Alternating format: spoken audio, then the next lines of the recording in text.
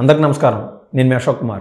Welcome to our channel. 2024న కూటమి ప్రభుత్వంలోకి రావడంతో మన రాష్ట్రంలో ఉండే కొంతమంది మజ్జుగా ప్యాలెస్లో పడుకోవడం, ఏం చేయాలో ఆలోచన చేస్తూ ఉండడం, పబ్జీలు ఆడుకోవడం, ఈ పనులు చేసే కొంతమందిని ఈ కూటమి ప్రభుత్వంలోకి రావడంతో వాళ్ళని పనుల బాట పట్టించింది. మజ్జుగా పడుకోకూడదురా నాయనా, మనం యాక్టివ్గా వర్క్ చేయాలా అనే వాళ్ళలో ఒక ఉద్రేకాన్ని రేకెత్తించి వాళ్ళ యొక్క యాక్టివ్నెస్ని పెంచింది. అది యొక్క పసుపు యొక్క విలువ ఉంటుంది కదా, పచ్చ కామెరలు కాదు, ఆ పసుపు విలువ వేరే అని ఈ పసుపు ప్రభుత్వం ప్రతి ఒక్కరిలోనూ ఆ యొక్క పరివర్తన తీసుకొచ్చిందంటే చెప్పగలుగుతాను.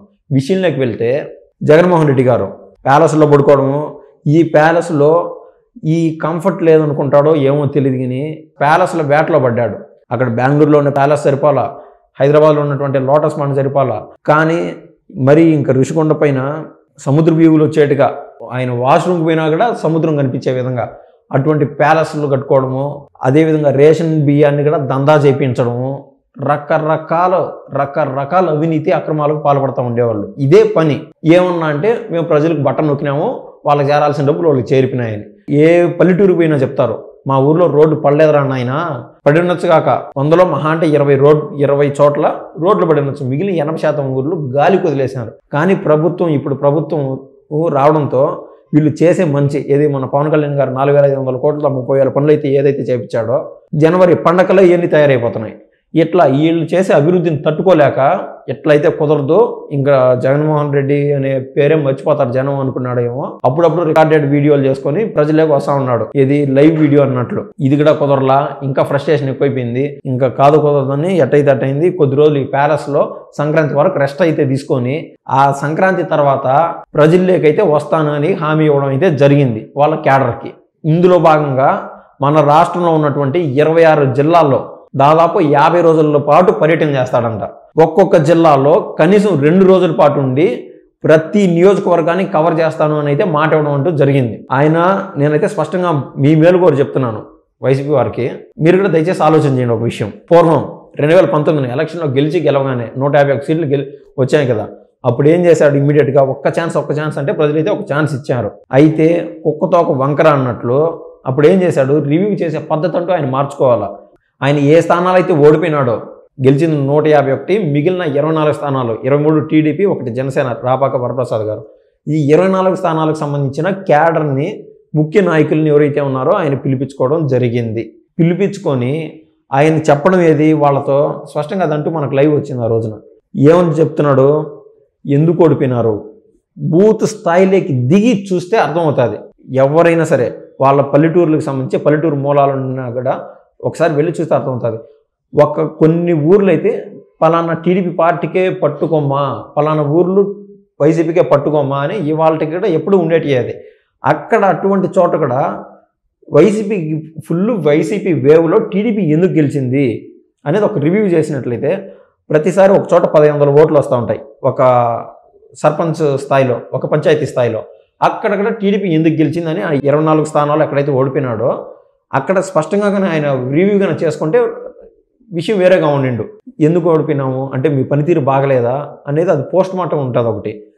అట్లా ఎప్పుడు గెలిచే చోట్ల కూడా ఎందుకు ఓడిపోయినారు ఆ 24 స్థానాల గురించి నేను చెప్తున్నాను. అలా రివ్యూ మీటింగ్లో అదంటూ జరగల.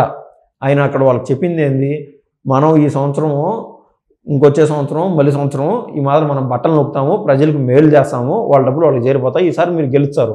ఈయన చెప్పాలనుకున్నది వాళ్ళపైన రుద్దేస్తాడు. వాళ్ళ నుంచి ఫీడ్బ్యాక్ అంటూ వెనక్కి తీసుకోడు. సార్ ఈ మాత్రం మా వెనకల పలానా పార్టీ వాడో లేకుంటే మన పార్టీలోనే వేరే వాళ్ళు వాళ్ళకి లాలూజీగా పనిచేశారు, వాళ్ళకి ఇప్పటికీ మీకు తెలియకుండా వాళ్ళకు ప్రభుత్వ ఫలాలు అంతా ఉన్నాయి, వాడిని కట్ చేయండి అని వీళ్ళ యొక్క రియల్ కార్యకర్తలు ఎవరైతే ఉంటారో వాళ్ళు సీఎం గారికి చెప్పుకునేవారు. ఆ రోజున అది లేదు, అది దాటిపోయింది. ఆ రోజున ఇప్పుడు ఏ విధంగా అయితే రికార్డెడ్ వీడియోలు చేసి ప్రజలకు వదులుతున్నాడో, సీఎంగా ఉన్నప్పుడు ఏ రోజు ప్రజల్లోకి వచ్చి మీడియా ముందు మాట్లాడిన దాఖలా లేవు. ప్యాలెస్లతో సంసారం చేస్తూ ఉన్నాడు. అయితే వ్యాన్లు వేసుకొని కొద్ది దూరం రావడము, అక్కడ ఏదైనా ఒక ఫిజికల్ హ్యాండిక్యాప్డ్ వికలాంగులతో ముచ్చటించడం, ఆ వికలాంగులను ఎవరు తీసుకొస్తారో వైసీపీ వాళ్ళు తీసుకొచ్చి ఆ రోడ్డు కాడ ఆపడము, అదొక రియాలిటీ షో. వాళ్ళు తీసే ఫోటోగ్రాఫ్లు ఎన్ని సాక్షులు వేసుకోవడానికి బాగా పనికొచ్చేటి. ఒక అతను మరుగుజ్జు అతనితో కూర్చొని మాట్లాడటము, ఇంకొద్ది దూరం పోయినాక కొంతమంది మహిళలను పిలిపించి మాట్లాడటము, ఇంతే. ఇదే తడుగు ఒక రియాలిటీ షో ఉండేది. ఒక రియాలిటీలోకి పోయేవాడు కాదు. వైసీపీ హ్యాడ్ కోర్ కార్యకర్తలు ఎవరైతే ఉంటారో వాళ్ళల్లో అంటే మనం ఎంత ప్రపంచంలో ఉన్నామో ఈ యొక్క సోషల్ మీడియా అయితే కావచ్చు ఏదైనా సరే నిజమేది అబద్ధం ఏది అనేది కనుక్కోగలిగే శక్తి అందరి దగ్గర ఉన్నది. కానీ ఈ రియాలిటీ షోలో బతికే వాళ్ళు ఇప్పటికీ 20% మంది ఉన్నారు. వాళ్ళని నమ్మించడానికి సాక్షి అంటూ పనిచేస్తుంది.